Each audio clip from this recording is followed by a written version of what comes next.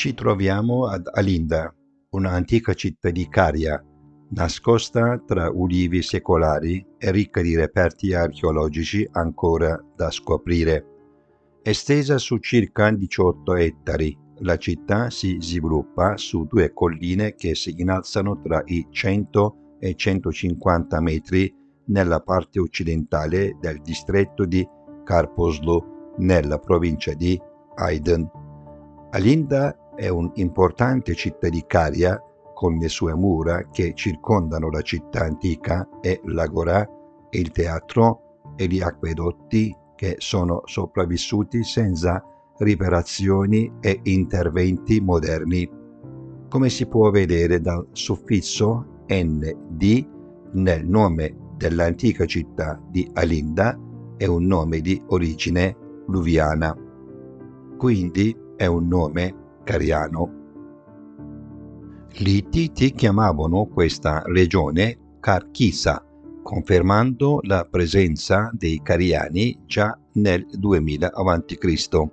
Alcuni studiosi ipotizzano persino che il nome Ialanta o Ialanta, menzionato durante il regno di Murcili II, possa essere correlato ad Alinda.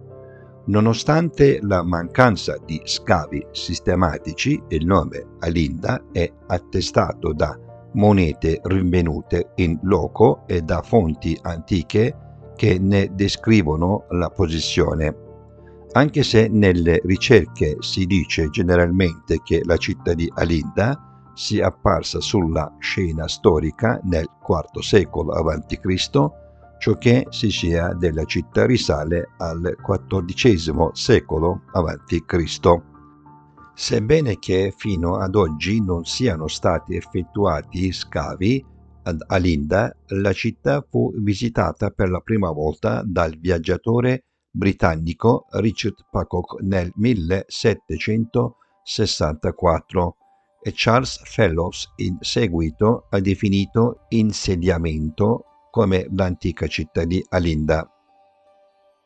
Ad oggi sono stati numerosi gli studi condotti da ricercatori locali e stranieri sia sulle strutture monumentali sia sul processo di urbanizzazione e sulla necropoli di Alinda, e questi sono stati condivisi con il mondo scientifico. Lo studio più completo condotto in questo campo negli ultimi anni è stato condotto da Peter Rugendorfer dell'Accademia Austriaca delle Scienze, mentre i dati archeologici rinvenuti sulla superficie della città, dove non sono stati effettuati scavi, difficilmente risalgono al IV secolo a.C. L'esistenza della città nel V secolo a.C.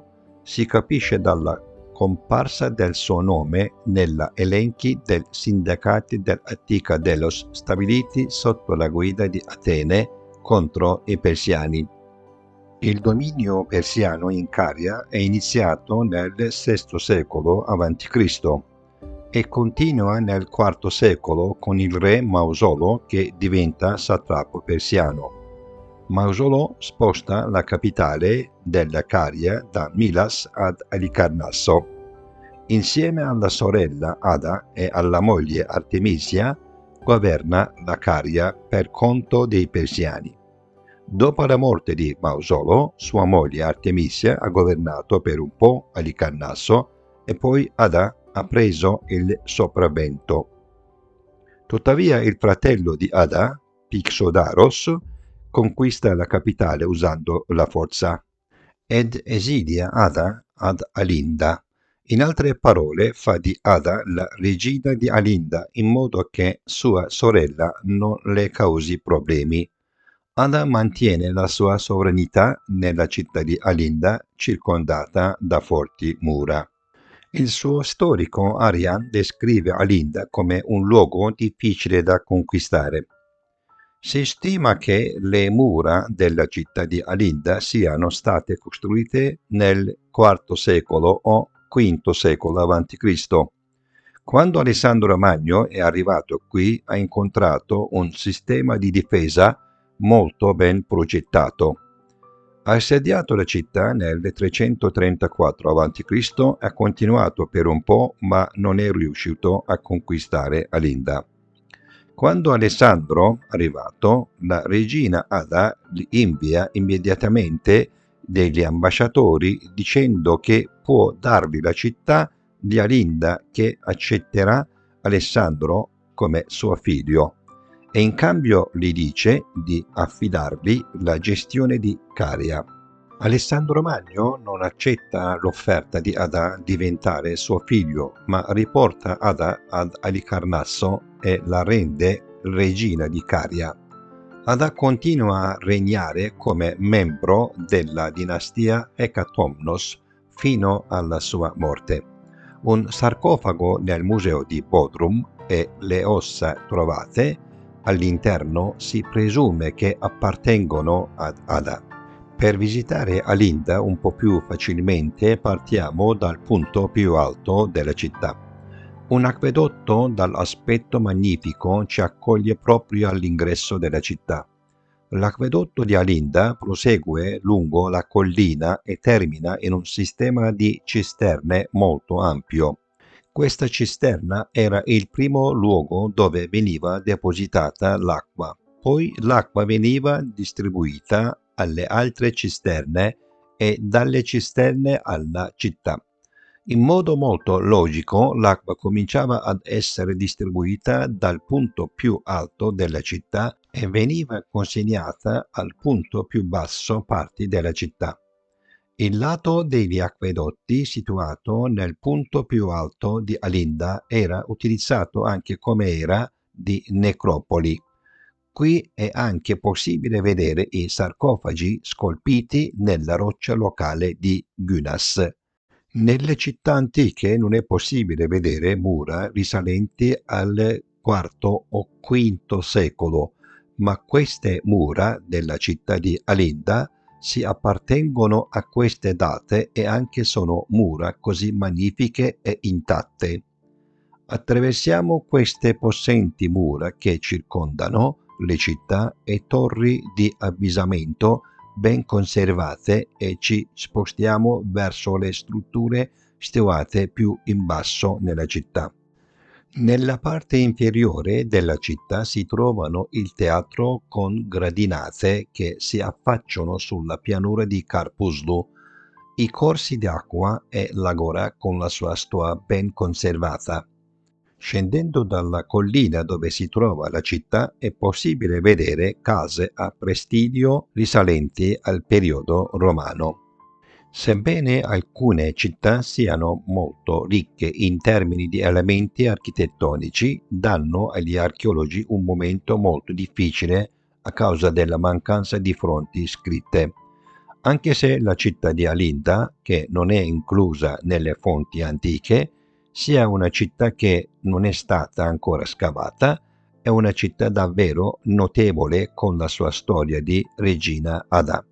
Di un tempio ubicato proprio accanto all'edificio del teatro è visibile solo la sezione del temenos e poiché non vi è alcuna iscrizione, non si hanno ancora informazioni su a chi fosse dedicato il tempio.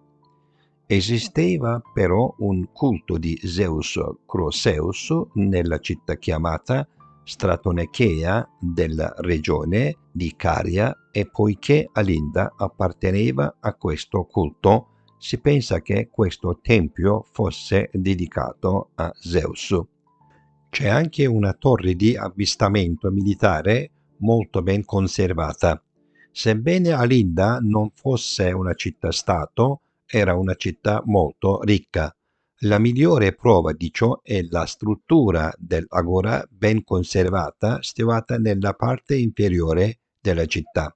Questa ricca città aveva bisogno di essere ben protetta ed è per questo che la città era circondata da mura, bastioni e torri di guardia. Questa torre di guardia, situata all'estremità settentrionale della città di Alinda, è fiancheggiata da cisterne. Ci dà anche informazioni sul grado di protezione della città. Tutti e tre i punti potevano essere facilmente osservati dalla torre. Il teatro della città ha un'orchestra a forma di ferro di cavallo costruita su un'altura naturale. Si tratta probabilmente di un teatro ad un solo diasoma e sono presenti volte con ingressi dal diasoma. Sebbene i muri di analemma di cui è stata conservata l'altezza originaria siano visibili in tutto il loro splendore. L'edificio scenico del teatro è stato purtroppo demolito. Dopo questo bellissimo teatro, l'edificio dell'Agora appare davanti a noi in tutta la sua bellezza. La struttura più importante della città senza dubbio è Agora.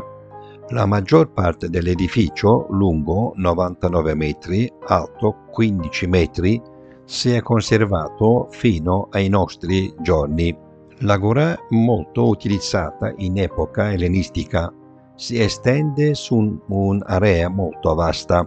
Questa struttura dell'Agora era costruita su 3 piani a causa della pendenza del terreno e i piani inferiori fungevano da magazzini o officine. Il tratto sommitale, lungo circa un centinaio di metri, è molto ben conservato. Mentre visitavo le antiche città dell'Anatolia, mi sono reso conto che non importa quale antica città ho visitato, ho sempre incontrato edifici con diverse agora. Ma dopo aver visto questa agora, capirete immediatamente che non è paragonabile ad altre agora. Le agora sono il centro della città, il luogo di incontro, il cuore della città dove avviene la socializzazione e vengono immagazzinate le merci importate. In questa agora, collocata nella città di Alinda, sono conservati fino ad oggi magazzini piuttosto grandi. Uno dei motivi per cui l'agora di Alinda è così grande è che si trova su un'antica strada collegata a Heraclea Latmos, che era un porto sul mare. Le merci che arrivavano al porto raggiungevano Alinda attraverso le montagne dell'Amazon e da lì andavano verso altre città dell'Anatolia.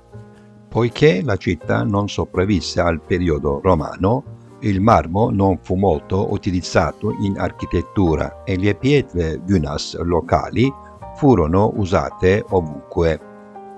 Oggi le case situate proprio accanto ad Alinda hanno creato le proprie strutture con pietre prese in prestito da questa città. Se un giorno queste pietre prese in prestito verranno riportate al loro posto originario, sono sicuro che la città di Alinda avrà una bellezza degna della regina Ada.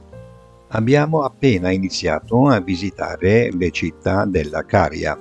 In questo video ho provato a raccontarvi di Alinda, la città della regina Ada, fratello di Mausoleo, il re di Alicarnasso. Dopo la città antica di Alinda ci vediamo ad Alabanda, un'altra città della Caria.